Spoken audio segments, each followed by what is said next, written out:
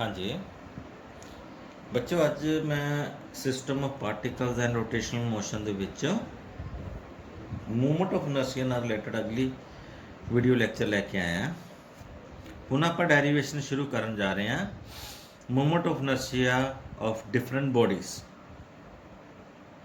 ਕੁਝ ਕੁ ਬੋਡੀਜ਼ ਆਪਾਂ ਡਿਸਕਸ ਕਰਦੇ ਹਾਂ, ਕੁਝ ਕੁ ਡੈਰੀਵੇਸ਼ਨਸ ਜਿਹੜੀਆਂ ਇੰਪੋਰਟੈਂਟ ਨੇ। ਡੈਰੀਵੇਸ਼ਨ ਸਾਰੀਆਂ ਆਪਾਂ ਡਿਸਕਸ ਨਹੀਂ ਕਰ ਸਕਦੇ, ਲੇਕਿਨ ਤੁਹਾਨੂੰ ਮੈਥਡ ਦੱਸ ਦਵਾਂਗਾ। ਬਾਕੀ ਤੁਸੀਂ ਕਿਸੇ ਵੀ ਬੋਡੀਜ਼ ਦੀ ਡੈਰੀਵੇਸ਼ਨ ਤੁਸੀਂ ਆਪਣੇ ਆਪ ਡਿਰਾਈਵ ਕਰ ਸਕੋਗੇ। ਤੋ ਅੱਜ ਸਭ ਤੋਂ ਪਹਿਲਾਂ ਸੌਖੀ ਡੈਰੀਵੇਸ਼ਨ ਕਰਨ ਜਾ ਰਹੇ ਹਾਂ movement of inertia of a thin circular ring. ਠੀਕ ਹੈ, ਇਹਨੂੰ ਚੰਗੀ ਤਰ੍ਹਾਂ ਸਮਝ ਲਿਓ, ਦੇਖ ਲਿਓ, ਤੇ ਜੇ ਇਹ ਸਮਝ ਲਈ ਤੇ ਤੁਸੀਂ ਬਾਕੀ ਦੀਆਂ ਡੈਰੀਵੇਸ਼ਨਸ ਵੀ ਆਸਾਨੀ ਨਾਲ ਕਰ ਸਕੋ। ਹੁਣ ਇਹ ਬੱਚੋ ਰਿੰਗ ਹੈ, ਲੈਟ। ਪਹਿਲੀ ਗੱਲ ਤਾਂ ਇਹ ਵੈਰੀ ਇੰਪੋਰਟੈਂਟ ਆ। ਮੈਂ ਜਦੋਂ ਰੈੱਡ ਪੈਨ ਦੇ ਨਾਲ ਵੈਰੀ ਇੰਪੋਰਟੈਂਟ ਲਿਖਦਾ ਨਾ, ਕੋਈ ਖਾਸ ਸੋਚ ਕੇ ਲਿਖਦਾ, ਠੀਕ ਹੈ। ਪਿਛਲੇ ਵੀਡੀਓ ਲੈਕਚਰ 'ਚ ਵੀ ਵੈਰੀ ਇੰਪੋਰਟੈਂਟ ਲਿਖਿਆ ਸੀ, ਇਹਦੇ 'ਚ ਵੀ ਵੈਰੀ ਇੰਪੋਰਟੈਂਟ ਲਿਖਿਆ ਹੈ, ਤੇ ਸ਼ਾਇਦ ਉਸ ਤੋਂ ਪਿਛਲੇ ਵੀਡੀਓ ਲੈਕਚਰ 'ਚ ਵੈਰੀ ਇੰਪੋਰਟੈਂਟ ਲਿਖਿਆ ਹੈ, ਕਿਉਂਕਿ ਇਹ ਵਾਕਈ ਹੀ ਇੰਪੋਰਟੈਂਟ ਟੌਪਿਕ ਚੱਲ ਰਹੇ ਨੇ।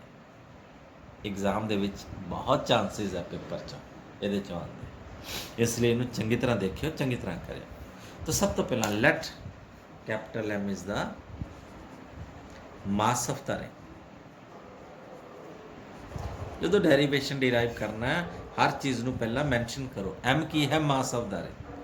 कैपिटल R क्या है? Radius of the ring.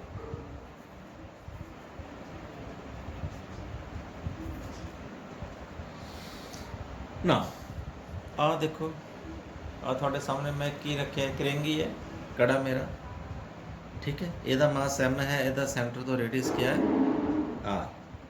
तो की पता करना है? मैं moment of inertia about an axis passing through the centre and perpendicular to the plane. आ वाला जिवें पेन दिखाया, ये एक्सिस है जोड़ा सेंटर चो पास करता, तो इस रिंग दे प्लेन दे परपेंडिकुलर है, ये लॉन्ग मोमेंट ऑफ इनर्शिया। आ डायग्राम के विच वाई वाई डैश दे लॉन्ग मोमेंट ऑफ इनर्शिया पता है, ठीक है। Now first of all find the what will the length of the ring। length of the ring mean ਇਹਦਾ circumference ਕੀ ਹੋਏਗਾ? 2 ਪਾਈ r, ਠੀਕ ਹੈ। ਇਹਦੀ ਲੰਬਾਈ ਸਰਕਮਫਰੈਂਸ ਕੀ ਹੁੰਦਾ? ਘੇਰਾ, ਚੱਕਰ ਦਾ ਘੇਰਾ 2 ਪਾਈ r ਹੁੰਦਾ ਨਾ, ਉਹਦੀ ਲੰਬਾਈ ਹੋ ਗਈ 2 pi r। what is mass per unit length? Mass per unit. ਹਰ ਡੈਰੀਵੇਸ਼ਨ ਇਦਾਂ ਦੀ ਬੱਚੋ, ਧਿਆਨ ਨਾਲ ਜੋ ਡੈਰੀਵੇਸ਼ਨ ਕਰਨੀ ਆਪਾਂ ਕਿਸੇ ਵੀ ਬੋਡੀ ਦੀ ਕਰਨੀ ਹੈ। ਹੁਣ ਇਹ ਲੀਨੀਅਰ ਬੋਡੀ ਸੀ, ਅਸੀਂ ਮਾਸ ਪਰ ਯੂਨਿਟ ਲੈਂਥ ਪਤਾ ਕਰ ਲਈ। ਜੇ ਕੋਈ ਏਰੀਅਲ ਬੋਡੀ ਹੋ ਸਪੇਸ ਵਾਲੀ, ਜਿਹਦਾ ਕੋਈ ਖੇਤਰਫਲ ਹੈ, ਤਾਂ ਉਹਦਾ ਮਾਸ ਪਰ ਯੂਨਿਟ ਏਰੀਆ ਪਤਾ ਕਰ ਲਾਂਗੇ। ਜੇਕਰ ਕੋਈ ਬੋਡੀ ਹੈ ਵੋਲਿਊਮ, ਜਿਹਦੀ ਵੋਲਿਊਮ ਹੈ, ਜਿਵੇਂ ਕਿਊਬ ਹੈ, ਸਫੀਅਰ ਹੈ, ਉਹਦਾ ਮਾਸ ਪਰ ਯੂਨਿਟ ਵੋਲਿਊਮ ਪਤਾ ਕਰ ਲਾਂਗੇ। ਇਹੀ 3 ਪੋਸੀਬਿਲਿਟੀਜ਼ ਹੈ, ਚੌਥੀ ਦਾ ਪੋਸੀਬਿਲਿਟੀ ਕੋਈ नहीं, ठीक है ना। तो depend upon question to question आप उसी तरह डेरिवेशन करनी है। तो क्योंकि ये लीनियर बॉडी सी, ये लंबाई है, तो इसलिए यदि मास पर यूनिट लेंथ लिखांगे, that is total mass upon length of the ring 2 pi r। तो कंसीडर इट स्मॉल एलिमेंट, ਇਹਦਾ ਇੱਕ एलिमेंट, एलिमेंट मीन्स टुकड़ा, small element of the ring. Length, ਉਹਦੀ लेंथ की कंसीडर करो? dx। dx is the small length of the ring। then what is mass of that ring? mass mass of the element, इस टुकड़े ਦਾ mass। can I write that dm ਕੀ ਹੋਏਗਾ? Mass per unit length ਨੂੰ m upon 2 pi r ਨੂੰ dx ਨਾਲ multiply ਕਰ ਦਿੰਦੇ, mass of ਦਾ element ਆ ਗਿਆ। Now what is movement of ਇਨਰਸ਼ੀਆ?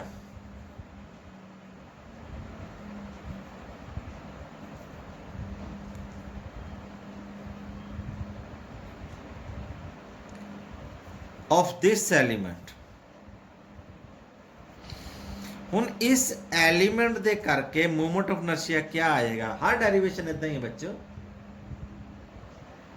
I write D I that is equal to mass at D M, और the perpendicular distance from axis of rotation क्या है?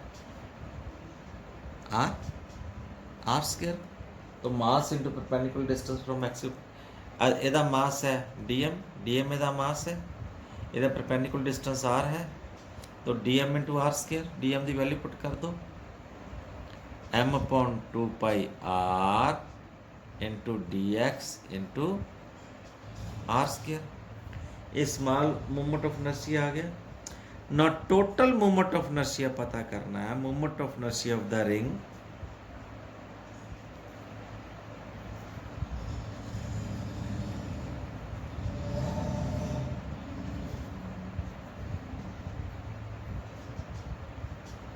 Moment of inertia of the ring I क्या होएगा? Integration of D I which is integration of m upon 2 pi r into r square into dx, right. एक car तक कट्टे जाना सीधा ही, ऊपर रह गया एम आर अपॉन 2 पाई डी एक्स। डी एक्स की लिमिट क्या होगी? डी एक्स की घट तो घट जीरो, मैक्सीमम पूरा सर्कमफ्रेंस हो जाएगा। मीनस डी एक्स की लिमिट होएगी घट तो घट, डी एक्स की वैल्यू जीरो लिखांगे, वध तो वध डी एक्स की वैल्यू 2 पाई आर हो जाएगा। मीनस लिमिट लिखांगे एक्स की वैल्यू जीरो तो 2 पाई है। एम आर अपॉन 2 पाई तो कॉन्स्टेंट ही है ना, एम आर अपॉन 2 पाई तो बाहर आ जाएंगे, कला डी एक्स ही रह गया इंटीग्रेशन के अंदर, जीरो तो 2 पाई आर। डी एक्स से इंटीग्रेशन क्या होएगी? एक्स जीरो तो 2 पाई आर। अगला स्टेप होंगे upper limit minus lower limit, और करांगे। आई मोमेंट ऑफ इनर्शिया क्या आ गया बच्चों? एम आर अपॉन 2 पाई, एक्स थीटा तो लिखांगे 2 पाई आर माइनस जीरो, तो कट के की रह जाएगा हाफ हो, नहीं हाफ भी कटा जाएगा, की रह गया अपने को M are square. Moment of inertia आ गया अपने को about the ring is M are square. Okay, हाँ इस तो बाद ਇਹਦਾ अगला पार्ट पता करांगे moment of inertia of the uniform ring about any diameter of the ring. Means ਆਪਾਂ ਕੀ ਕੀਤਾ, ਇਹਦੇ ਲੌਂਗ मोमेंट ऑफ इनर्शिया पता कर लिया, इस रिंग ਦੇ ਲੌਂਗ ਇਹ ਕਿਹੜਾ ਸੀ axis perpendicular to the plane of the ring and passing through the centre. ਹੁਣ ਅਸੀਂ ਆ डायमीटर है, ਇਹ एक्सिस ਕਿੱਥੋਂ पास कर रहा है? It is also passing through the centre but along the diameter. ये रिंग दे किसे नु है प्लेन दे विच है, लेकिन डायमीटर दे अलोंग है।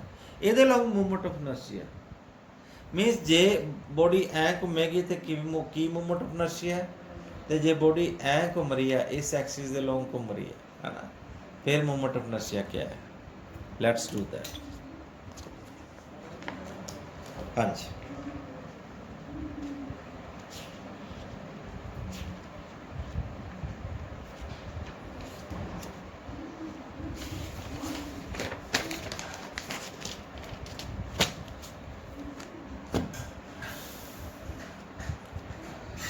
तो सैकेंड पार्ट है ਇਹਦੇ ਚ movement of inertia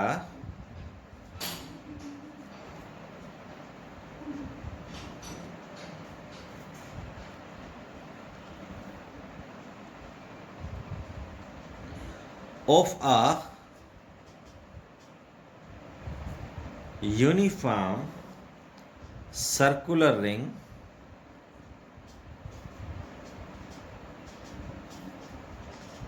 about diameter, any diameter of the ring। Means आपने को रिंग है, ये कोई भी डायमीटर दो डायमीटर दिखा देने आप, एक ए बी, सेंटर है आ ए बी, दूजा सी डी,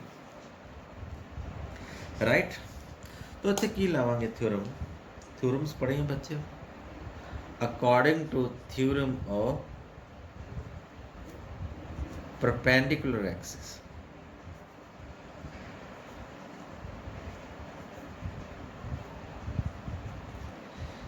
की पढ़े हैं movement of inertia about any axis, दो एक्सिस है, एक तो ए बी प्लस दूजा सी डी, इन्हों दोनों का मूवमेंट ऑफ इनर्शिया किहदे बराबर है, इन्हों दोनों के परपेंडिकुलर एक्सिस जेड एक्सिस, वो डेरीवेशन करके आए हैं एम आर स्केयर। तो ये दोनों डायमीटर तो सेम ही होएगा, तो इन्हों दोनों की मूवमेंट ऑफ इनर्शिया तो सेम ही होएगी। I d plus I d मैं लिख सकता, that is equal to m r square. Means I d की वैल्यू क्या आ जाएगी, half of m r square, ठीक है जी। तो movement of inertia about the diameter क्या आ गया, half of m r square. इसी तरह तीसरा पार्ट भी बन जाएगा इतों। हूँ इतने थ्योरम्स की एप्लीकेशन पता लग रही है की है, movement of inertia of a uniform circular ring about the tangent.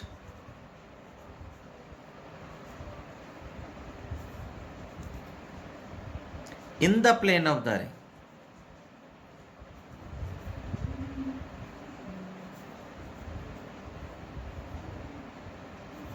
मीनस इत्थे आपां आ रिंग है, ये लॉन्ग आप मूवमेंट ऑफ इनर्शिया पता कर चुके हैं, along a b I d, तो ये लॉन्ग पता करना, इनू एक्स वाई कह दो। ये लॉन्ग ए बी दे लॉन्ग मूवमेंट ऑफ इनर्शिया पता कर बैठे हैं। आ देखो आ परपेंडिकुलर डिस्टेंस इन्होंने दोनों कितना है, आर है। तो हुण लावांगे theorem of parallel axis. According to theorem of parallel axis, moment of inertia along any axis xy is equal to moment of inertia along AB plus mass of the ring and square of the perpendicular distance between the two parallel axes। IAB आप prove किया ऊपर half of m are square plus m are square, I along x y क्या रह गया 3/2 M R square, ठीक है जी। तो डेरिवेशंस तो जिन्नी मर्जियां कर लो पुत। आ भी देखो ये भी तुसी कर सकते, मूवमेंट ऑफ इनर्शिया चौथी derivation.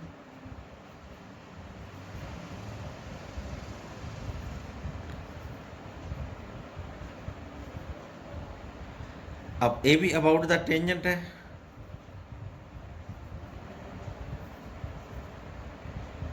But now perpendicular to the plane,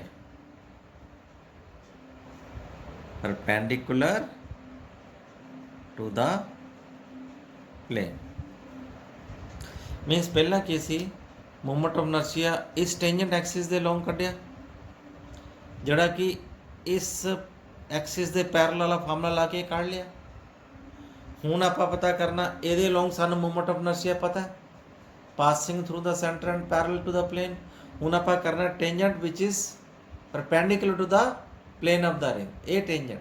हुण आ फिर पैरेलल एक्सिस ला लांगे, ये लॉन्ग पता सानू, तो यदा जिहड़ा टेंजेंट है राइट, मीनस आ अपने कोल कोई एक्सिस है, आ जड़ा सेंटर ऑफ सेंटर तो लंघ रहा है, सेंटर ऑफ मास तो लंघ रहा है वाई वाई डैश, ये लॉन्ग मूवमेंट ऑफ इनर्शिया तो डिराइव कर चुके हैं। तो ये पैरेलल जड़ा है, जड़ा पी क्यू जड़ा टेंजेंट है, आर परपेंडिकुलर डिस्टेंस है, ये लॉन्ग मूवमेंट ऑफ इनर्शिया पता करना है। Once again according to theorem of parallel axis, इत्थे लोड़ पैंदी है इन्हां थ्योरम सी।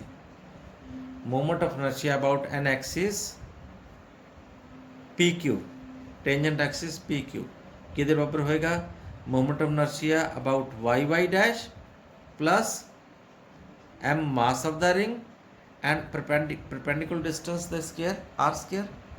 वाई वाई डैश बच्चों आप फस्ट डेरिवेशन जी की सी एम आर स्क्वायर राइट,